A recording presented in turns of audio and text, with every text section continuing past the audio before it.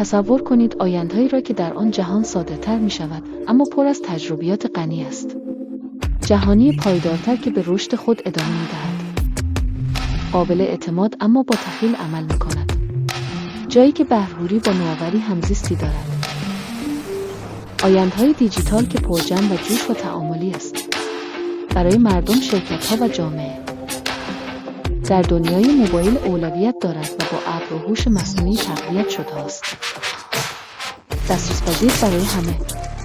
قابل انعطاف برای هر نیاز مورد اعتماد همه. ما فقط این جهان را تصور نمی‌کنیم. ما آن را می‌سازیم. با مشتریان، سایر رهبران و شرکای صنعتی خود همکاری می‌کنیم. با هم زیرساخت‌های شرکتی را به گونه‌هایی می‌سازیم که دارایی‌ها و افراد به راحتی در هر کجا متصل شوند. ارائه‌ای امن و قیاس‌پذیر و قابل قبول. با هم جهان دیجیتال و فیزیکی را در هم می‌آمیزیم و نحوه تعامل ما را با استفاده از نمایش‌های دیجیتال و ارتباطات قطور تغییر می‌دهیم. با ایجاد یک پلتفرم شبکه جهانی درها را برای برنامه‌های نوآورانه باز خواهیم کرد تا میلیون‌ها توسعه دهنده در سراسر جهان از طریق کشه‌های متحد به قابلیت‌های شبکه دسترسی پیدا کنند. با هم ارائه دهندگان ارتباطی را قدرت می‌بخشیم که مدل عملکردی را اتخاذ کنند.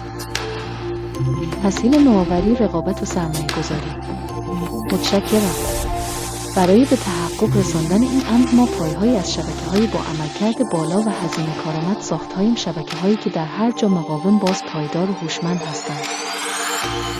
ما با اکوسیستم شامل تولید کنندگان دستگاه، ارائه دهندگان ابر، یکپارچه کنندگان سیستم‌ها، سیاستگزاران و میانجی‌ها همکاری می‌کنیم تا در این مسیر به ما بپیوندند.